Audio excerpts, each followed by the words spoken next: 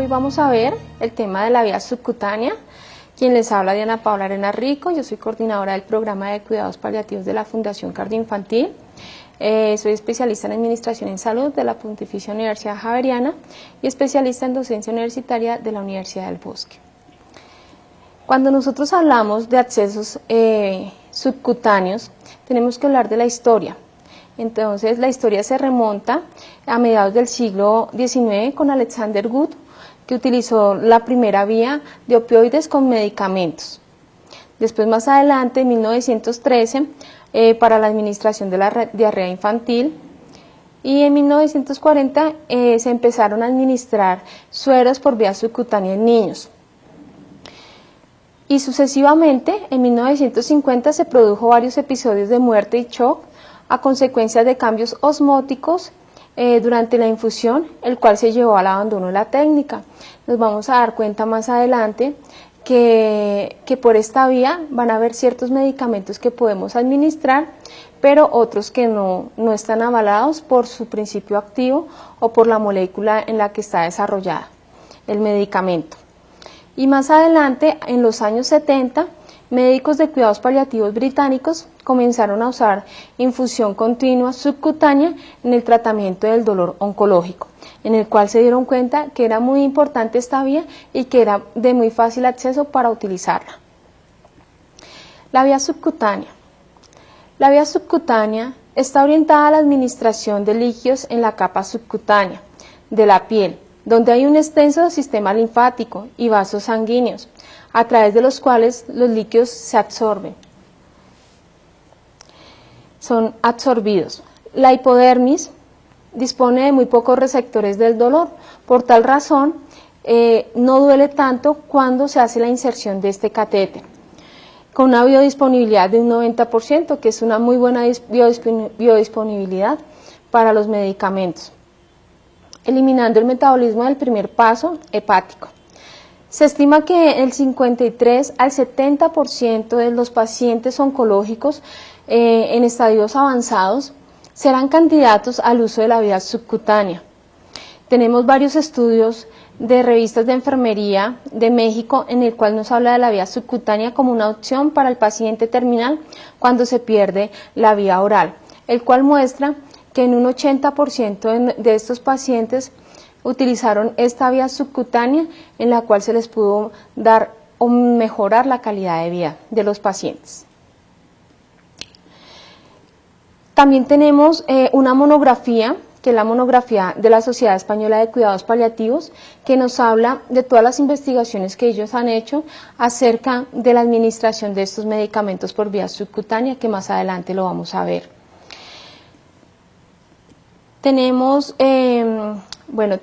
Se puede incrementar la velocidad de absorción por medio de un medicamento que se llama la hialuronasa.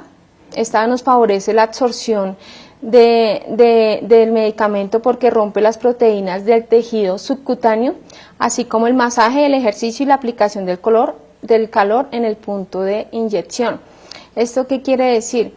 Que si yo quisiera que mi vía subcutánea fuera absorbida muchísimo más rápido, utilizaría un medicamento que se llama la hialuronasa, que esa me produce vasodilatación y me produce mejor absorción del medicamento. Aquí podemos ver un paciente que tiene un catéter subcutáneo en un área periumbilical. También tenemos una investigación que es vías alternas a la vía oral para administración sistémica del opioide en cuidados paliativos, el cual nos demuestra y nos ratifica nuevamente la importancia de esta vía para nuestros pacientes oncológicos o pacientes en fase final de la vida. La seguridad de la vía subcutánea es una técnica sencilla, poco agresiva, solo interesa el tejido celular subcutáneo con una aguja de pequeño calibre. Más adelante vamos a ver qué aguja estamos utilizando. Son técnicas sencillas, eficaz, segura y con baja incidencia de efectos secundarios. Se puede utilizar en el domicilio, no requiere vigilancia tan intensa como la intravenosa ni hospitalización. Eso nos genera a nuestro paciente mejor movilización, mejor calidad de vida, no estar tomando medicamentos por horario y por la vía oral, sino por vía subcutánea. Puede ser desconectado y conectado con facilidad, permitiendo mayor movilidad y autonomía de nuestro paciente, que es lo que nosotros queremos, que el paciente pueda ser mucho más autónomo a pesar de que tenga dificultades con su enfermedad. Las áreas del cuerpo elegidas para la hidratación pueden permanecer varios días. Tenemos otro artículo que es muy interesante, que es del Hospital Palliative Care, que es la vía subcutánea, un estudio costo efectivo en nuestros pacientes oncológicos. La seguridad de la vía subcutánea también está enfocada en la infusión de líquidos, se realiza por medio de gravedad. Nuestros pacientes pueden utilizar esta vía en casa y hospitalizado, pero también sirve para hidratación, la vía subcutánea. No es necesario las bombas de infusión, que eso hace que sea mucho más fácil para poderla administrar en el domicilio. Aceptación por la familia, permitiendo el cuidado del paciente. Lo que nos ayuda es que el paciente puede tener su autocuidado y también la familia puede cuidar de su paciente por medio de la administración de estos medicamentos o la hidratación. No es doloroso, por lo que decíamos que tiene pocos receptores, lo que hace que no duela tanto como una vía intravenosa y es de bajo costo. La durabilidad del catéter, en muchas revisiones de la literatura demuestra que puede ser de 15 a 30 días con un adecuado manejo. En la experiencia que hemos tenido, realmente nos pueden durar 30 días con un adecuado uso de este catéter en casa. Facilita el control de síntomas cuando la vía oral no es suficiente. Más adelante vamos a ver la indicación adecuada que tiene esta vía subcutánea en nuestro paciente oncológico. Presenta menos efectos secundarios que la vía intravenosa. A comparación de la vía intravenosa, cuando administramos un tramal por vía intravenosa, nos ocasiona un efecto secundario muy común, que son las náuseas y el vómito. Por vía subcutánea, este efecto se inhibe.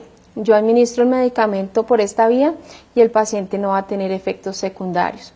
Como también vamos a ver más adelante, podemos administrar metoclopramida, que normalmente cuando la administramos por vía intravenosa, si no se diluye bien y si no se pasa adecuadamente, el paciente también nos puede producir efectos extrapiramidales. En la vía subcutánea ocasiona que la administramos directa, sin diluir y no tiene ningún efecto secundario. Entonces es muy valioso porque los efectos secundarios se inhiben por esta vía. Nos mejora la calidad de vida, que siempre estamos enfocados en que nuestro paciente esté mejor, tenga un buen bienestar, se sienta cómodo y que no tenga que estar tomando tantos medicamentos por la vía oral. Las complicaciones derivadas del uso de la vía subcutánea son escasas. Realmente la literatura nos muestra que es en un 3%. Lo que tenemos de experiencia es que no hemos tenido el primer complicación o infección por vía subcutánea. Eso nos demuestra que es muy efectiva y es muy segura. Tenemos unos sitios de inserción que atribuyen a las necesidades del paciente. Tenemos el dentoides, tenemos el área del dentoides, que esta área del dentoides siempre la vamos a colocar porque hay un buen tejido adiposo. En esta área del dentoides administramos el medicamento, más no hidratamos por esta área. ¿Por qué? Porque si hidratáramos por esta área del dentoides, lo que va a ocasionar en el paciente es que se produzca una inflamación, diciéndolo groseramente, o la palabra indicada sería que el paciente nos dijera que se siente hinchado, duele un poco más y pues estéticamente no se ve bien. Por esa razón no recomendamos el dentoides para administración de sueros, sino solo administración de medicamentos. Tenemos la parte anteroexterna del muslo. Realmente la utilizamos muy pocas veces, pero cuando tenemos limitaciones de los miembros superiores y abdominal, lo hacemos a nivel de el muslo anteroexternal. Ahí también podemos administrar medicamentos e hidratar. Tenemos otra zona que es bien interesante, que es la zona infraclavicular derecha e izquierda. Nos gusta mucho para administración de medicamentos y para hidratación, porque es una zona que se absorbe muy bien y que el paciente mismo se puede administrar el medicamento si tiene la autonomía y si tiene la funcionalidad adecuada. Y tenemos la parte abdominal, que es una parte también que nos gusta mucho porque hay un muy buen tejido adiposo en el cual podemos rotar en varios puntos el catéter. Siempre es importante en las localizaciones, en los sitios de inserción, el saber el por qué lo voy a colocar y qué voy a administrar, si es hidratación o si es administración solo de medicamentos. Cuando hablamos solo de administración de medicamentos, hacemos referencia a medicamentos que están por horario. Por ejemplo, metoclopramida cada 8 horas, haloperidol cada 12 horas, morfina 2 miligramos cada 6 horas. Por esa vía sí podríamos colocar, reitero, en el deltoides, abdominal, infraclavicular y anteroesternal. La diferencia es que en la hidratación solo la recomendación es abdominal, infraclavicular. Indicaciones para la vía subcutánea. Acá tenemos, si ustedes se dan cuenta, tenemos un catéter subcutáneo infraclavicular derecho. Entonces, estados confusional o delirio, náuseas y vómito persistente cuando nuestro paciente, a pesar de los medicamentos que viene tomando, no los tolera y vomita o tiene náuseas y vómito, es un paciente candidato para el catéter subcutáneo. Control de síntomas del dolor, es muy importante cuando el paciente tiene intolerancia a la vía oral o tiene disfagia o unas obstrucciones intestinales. Recordar que en los pacientes en obstrucción intestinal pues no estaría indicado medicamentos por vía oral. Cuando tienen caquexia o pacientes que están en fase final de la vida, que de pronto no podemos canalizar una vía intravenosa que esté de difícil acceso, tenemos una opción que es esta. Y otra opción son pacientes con accesos venosos difíciles que realmente tienen medicamentos que están indicados para administrar por esta vía. Recordarles que la vía subcutánea es una vía rápida, se compara con la vía intravenosa, tiene su acción en 5 minutos. Entonces es muy buena porque el paciente siente analgesia o se mejoran los síntomas muy rápidamente. Las complicaciones. Las complicaciones de la vía subcutánea, realmente habíamos dicho que una complicación es del 3%, entre ellas tenemos cuáles: irritación local, que es la complicación más frecuente y suele resolverse cambiando el sitio de punción, como lo vemos en esta imagen. Aquí tuvimos una paciente con un catéter extrainstitucional, en el cual vimos que tenía eritema alrededor del catéter y siempre que se le administraba el medicamento le dolía mucho. Entonces fue retirarle el catéter y a los 2 días ya mejoró este sitio. Infecciones locales también puede pasar. Si se observan las medidas básicas de asepsia, las complicaciones es poco frecuente. Realmente lo que hemos encontrado tanto en la literatura y en la vivencia es que si el paciente o el cuidador tienen un adecuado aseo de las manos, que es el baño con agua y jabón, ese catéter se preserva y no tiene las complicaciones. Puede ocasionar dolor y eritema si no tenemos los cuidados previos a la asepsia, antisepsia o al lavado de manos. Y a veces nos puede causar induración o desconexiones accidentales.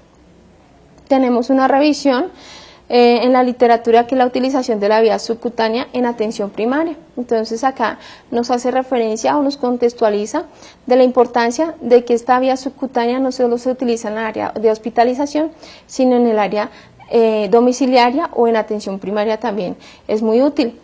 Acá en esta investigación demostró que estos pacientes de cuidado paliativo, eran pacientes de cuidado paliativo oncológico, con una población de 200 pacientes, encontraron que apenas un 2% de estos pacientes tuvieron complicaciones. Encontraron que un 98% de estos pacientes tuvieron calidad de vida por la administración del medicamento por esta vía. ¿Cuáles contraindicaciones tenemos? Tenemos trombocitopenias severas, sería una contraindicación, pacientes en anasarca, cuando el paciente no está bien, pues no está dispuesto a recibir esta vía de administración, estados de shock por piel mal perfundida y zonas de la piel con lesión. Los medicamentos por la vía subcutánea, entonces los recomendados para la administración de los medicamentos ha de presentar baja viscosidad, no ser citotóxicos, no ser irritantes, con buena absorción por el tejido adiposo y conectivo. Las soluciones neutras o isotónicas se absorben mejor por vía subcutánea. Si no resultan irritantes, produciendo dolor y necrosis. Las soluciones oleosas pueden producir abscesos y el peso molecular y la concentración del fármaco también pueden influir en la absorción del medicamento. Por tal razón es importante que siempre que administremos los medicamentos sepamos si se puede administrar por la vía subcutánea. ¿Cómo lo vamos a saber? Hay una monografía de la Asociación Española de Cuidados Paliativos que les había comentado anteriormente, en la cual ustedes la pueden revisar y ahí también los pueden orientar si en un momento dado no tienen la información adecuada. Bueno, acá tenemos unas características de algunos fármacos empleados por la vía subcutánea. Entonces tenemos la buscapina simple, sin dipirona, tiene un pH de 3.7 a 5.5. Reacciones en la piel son poco frecuentes. El haloperidol tiene un pH de 3 a 3.8, que tiene una reacción poco frecuente, por eso se puede administrar por esta vía. Tenemos la metoclopramida, que tiene un pH de 3 a 5, que es poco frecuente. Tenemos el ondansetron, que tiene un pH de 3.5, tiene muy buena absorción en la piel. Tenemos la levomepromacina, que tiene un pH de 3 a 3.5 y tiene una reacción en la piel poco ocasional. ¿Esto para qué nos sirve? Para saber qué medicamentos podemos administrar por la vía subcutánea y recordar que los medicamentos tienen que tener un pH bajo o neutro para que no produzcan reacciones en la piel. Algunos medicamentos que nos habla la monografía Sociedad Española de Cuidados Paliativos del 2013 de la CEPAL, nos habla que hay varios medicamentos que podemos administrar por esta vía. Tenemos la parte de los opioides, como el tramadol, la morfina, la hidromorfona, el fentanilo. Tenemos los antieméticos, el haloperidol, metoclopramida, ondansetron y granisetron. Tenemos los sedantes como midazolam, clonazepam, fenobarbital. Tenemos los antihistamínicos como la hidroxicina, metoclopramida, prometacina. Tenemos los anticolinérgicos como la atropina, la escopolamina, la buscapina y el ocreótido. Los corticoides también se absorben muy bien por esta vía. Tenemos la dexametasona, la hidrocortisona. Tenemos los bloqueadores H2 como la ranitidina y el omeprazol, y los diuréticos, la furosemida. Actualmente hay varios estudios en los que demuestran que antibióticos por la vía subcutánea se pueden administrar, como las cefalosporinas de primera generación, que es importante cuando yo administro un medicamento por esta vía. Primero, saber cómo lo tengo que administrar para que no me produzca efectos secundarios. Entonces, en los antibióticos específicamente, tenemos que diluirlo en 50 centímetros de solución salina y pasarlo en 20 minutos. Como les decía, hay estos estudios de los antibióticos que podemos administrar por la vía subcutánea, que es la ceftriaxona, cefepime, ampicilina, ertapenen. Realmente ertapenen hay investigaciones, pero no son tan válidas para poder administrar el medicamento por la vía subcutánea. Por tal razón no la recomiendo hasta el momento actual. La Universidad del Bosque y la Universidad de La Sabana están haciendo investigaciones sobre este tema, pero todavía en el momento actual no han salido más investigaciones que respalden que podamos administrar el medicamento con seguridad. Tenemos medicamentos compatibles para la administración por vía subcutánea. Tenemos la morfina. Realmente la morfina no interactúa bien con el tramal. De resto, con la buscapina, haloperidol, midazolam, dexametasona y placil tienen muy buena absorción. Tenemos la oxicodona, que la oxicodona interactúa bien con los medicamentos como buscapina, haloperidol, midazolam, dexametasona y metoclopramida. Tenemos el haloperidol, que el haloperidol sí tenemos que tener mucho cuidado, es porque el haloperidol interactúa con la dexametasona. ¿Eso qué quiere decir? Que no puedo administrar simultáneamente haloperidol, dexametasona, porque me va a crear una intolerancia y se va a inhibir el efecto que yo quería del haloperidol.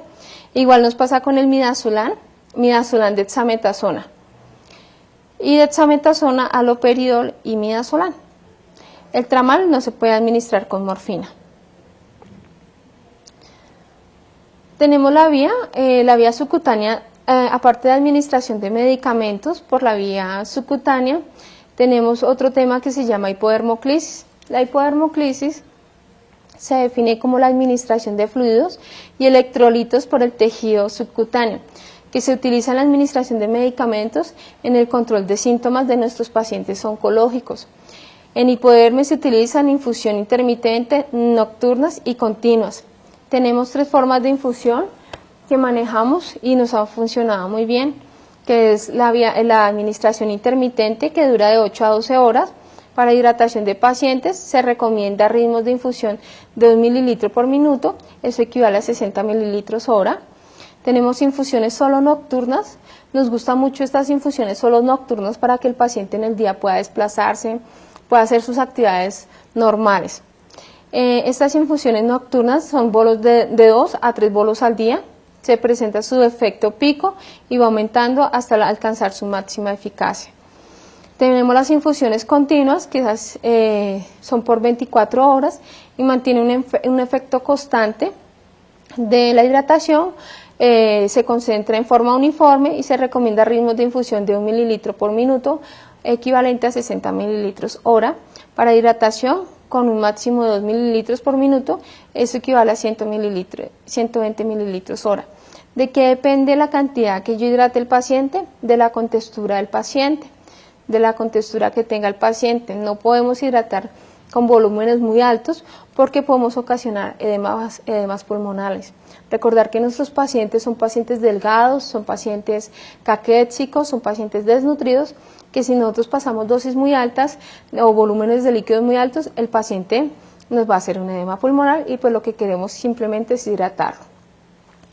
Tenemos unos artículos, una revisión que se hizo de Enfermería Global, la revista Enfermería Global, en el cual nos habla de los fundamentos de la administración por vía subcutánea continua en bolos en cuidados paliativos, en los cuales ellos se dieron la importancia de hidratar por esta vía y sin necesidad de administrar o de hacer inserciones por vías intravenosas que ocasionan más lesión y miedo en el paciente.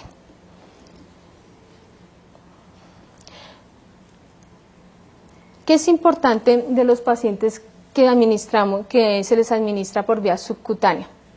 Varias cosas. La primera, recomendarles que enoxaparina por catéter subcutánea no se administra, es una restricción por su metabolismo en el que tiene.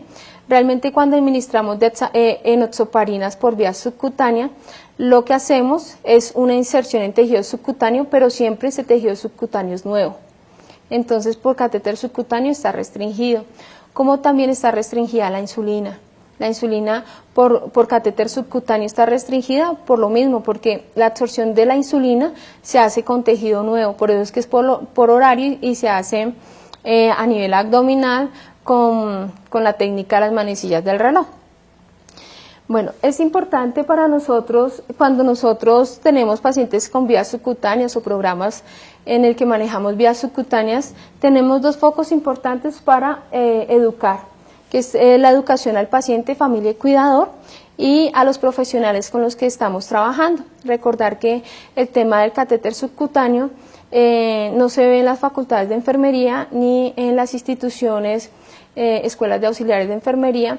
Por tal razón nuestros profesionales no están contextualizados en el tema, lo que ocasiona que podamos tener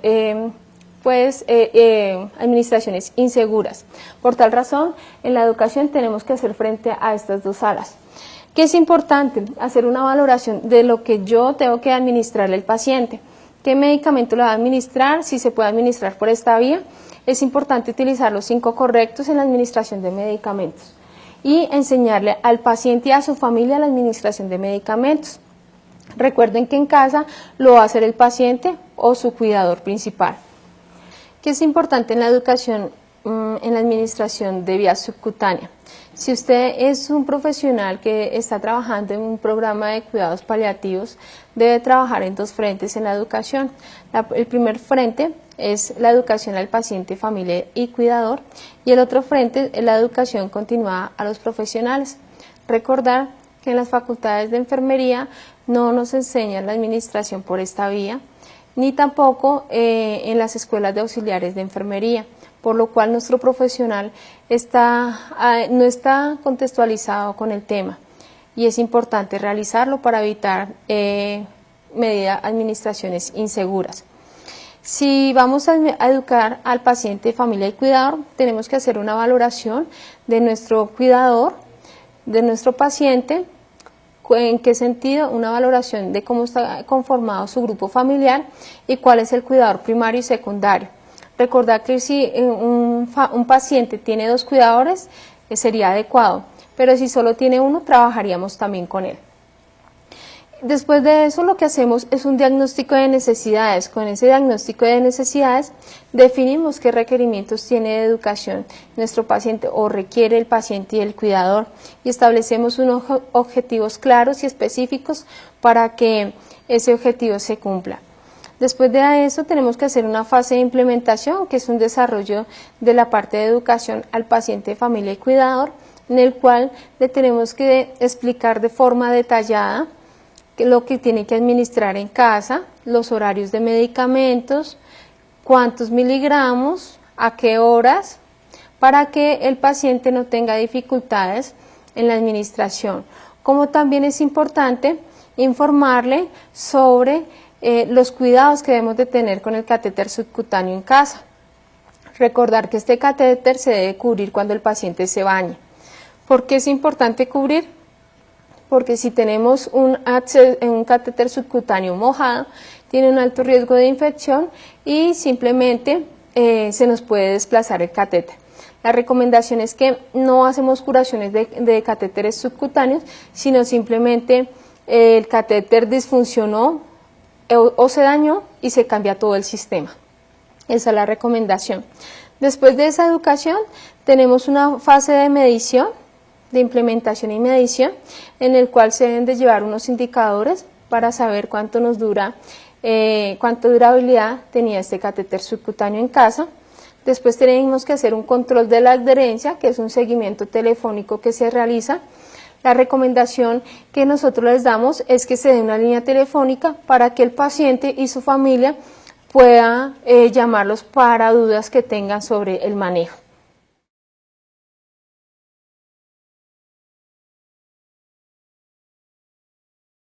Doña Dayana, entonces vamos a colocar un catéter subcutáneo que va dirigido, se va a colocar en tejido adiposo. Cuando usted se administre el medicamento va a sentir un ardor que va a ceder a medida que el medicamento se va metabolizando en el organismo. ¿Qué es importante, doña Dayana? Para que nos dure el catéter tenemos que lavarnos las manos, siempre antes de administrar el catéter, regla de oro, lavarnos las manos. Los materiales que vamos a utilizar para la inserción del catéter subcutáneo son los siguientes. Vamos a utilizar una cinta adhesiva, es un apósito Tegader. En su defecto que no lo tengamos, podemos utilizar cinta adhesiva Fixomur, cinta adhesiva Micropor. Vamos a utilizar un catéter de calibre 22, un Yelco, también es llamado, o un Insight, que también se llama así. Vamos a utilizar un Yelco 22 o un Yelco 24. También hay este nuevo Yelco, que es un Yelco que tiene otra forma ergonómica que hace que se pueda colocar y tenga mejor durabilidad y que no se desplace fácilmente. Podemos utilizar cualquiera de estos dos. Tenemos un adaptador libre de agujas para colocarlo en el catéter o en su defecto un tapón de Brown si no tenemos el adaptador libre de agujas. Vamos a utilizar isopañines Para limpiar el área de inserción vamos a utilizar una jeringa prellenada de solución salina para verificar que nos quedó adecuadamente colocado el catéter, y vamos a utilizar unos guantes limpios. Lo primero que debemos de hacer para realizar la inserción del catéter subcutáneo es un lavado de manos o, en su defecto, aplicación del alcohol gel. Esparcimos el alcohol gel en las manos, dejamos secar y vamos a destapar los elementos que vamos a utilizar. Vamos a utilizar entonces un Yelco 22 de esta forma. Lo vamos a dejar para que no se nos vaya a contaminar. Vamos a utilizar y vamos a destapar el adaptador libre de agujas, y como les comentaba, si no tuviesen en ese momento un adaptador libre de agujas, pueden utilizar un tapón de Bravo. Lo vamos a hacer de esta manera para no contaminar. Vamos a destapar el apósito Tegader. En su defecto, si no tuvieran apósito Tegader, lo que utilizaríamos es una cinta adhesiva. Y vamos a dejar destapado los pañines para que sea mucho más fácil colocarlos. Bueno, ya teniendo todos los materiales listos, lo que vamos a hacer es colocarnos los guantes limpios. Recordar que no son guantes estériles, sino son guantes limpios. De esta manera. Nos colocamos los guantes. Colocamos el otro guante. Entonces vamos a destapar el catéter, le vamos a quitar el capuchón de esta forma y vamos a coger un isopañín. Lo primero que vamos a ver, entonces vemos la piel, está ubicado en la zona del dentoides. Lo primero que tenemos que hacer es explicarle al paciente. Entonces, doña Dayana, voy a colocarle un catéter subcutáneo en esta zona. Va a sentir un dolor, un pequeño dolor, como si fuese una pullita. Doña Dayana ya me autorizó, ya se ha firmado un consentimiento informado, entonces vamos a limpiar en forma circular del centro a la periferia. ¿Cuántas veces? 2 veces. Volvemos a limpiar con el isopañín del centro a la periferia, de esta manera. Y dejamos que se seque el alcohol y vamos a hacer la inserción del catéter de esta forma. Vamos a hacer un pequeño pellizco y voy a hacer una inserción. Va a sentir un chuzón, doña Dayana, y oprimo el botón para que me retraiga la aguja. Si son los otros catéteres convencionales, simplemente sacamos la aguja y vamos a colocar un adaptador libre de agujas, o, como les comentaba, podemos utilizar un tapón de Bravo. Vamos a continuar con la fijación del catéter. Vamos a colocar una cinta adhesiva. Nosotros acá estamos utilizando apósito, un apósito, y vamos a fijarlo de esta manera. Vamos a hacer presión para que quede bien fijo y vamos a colocar el apósito. Que es importante, o que nos gusta de estos apósitos, que podemos visualizar cómo se comporta el catéter. Podemos estar observándolo diariamente, cómo se comporta el catéter, porque es transparente. Pero si en su defecto no tuviéramos apósito Tegader, utilizaríamos cinta adhesiva Fixomur, que es lo que se podría recomendar. Y lo vamos a marcar con la fecha y la hora. Continuamos con la marcación del catéter. Recuerden que el catéter dura 1 mes. Le vamos a colocar la fecha y el Yelco que utilizamos. Y vamos a probar el catéter con solución salina con 5 centímetros, y le vamos a decir al paciente que va a doler. Va a doler un poco, va a sentir un ardor, doña Dayana, que va a ser normal. Les decimos de una vez para que sepan que cuando se va a administrar el medicamento, ese tejido está nuevo y va a doler, que ese dolor va a pasar simultáneamente, no va a durar mucho tiempo. Entonces lo que voy a hacer es coger el catéter a 2 dedos y cojo la jeringa, ya previamente he retirado la aguja, introduzco y enrosco como si fuese un tornillo y voy a administrar el medicamento, en el cual ustedes se van a dar cuenta que se va a hacer como una pequeña papulita y va a arder.